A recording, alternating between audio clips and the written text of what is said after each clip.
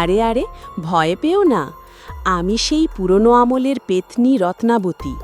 এখন তো ভূতেরাও রিটায়ারমেন্ট নেয়।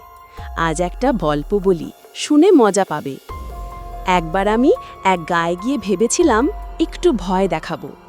মাঝরাত, চাঁদের আলো, আমি এক গাছের ডালে বসে আছি।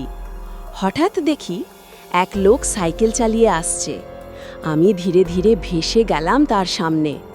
সে থামল না, উল্টে বলল, আন্টি, গাড়ির হেডলাইট জ্বালান তো, এই অন্ধকারে কিছু দেখা যায় না। আমি তো আমি ভয় দেখাতে গিয়ে হেডলাইট হয়ে গেলাম। এরপর সে আমায় সঙ্গে নিয়ে গেল বাজারে।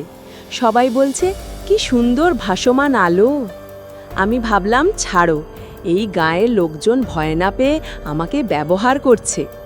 তাই আমি গেলাম এক পুরনো বাড়িতে। বাড়িটার লোকেরা খুব সাহসী, কিন্তু তাদের কুকুরটা, উফ, সে আমাকে দেখেই ডাঁই করে কামড়াতে আসে।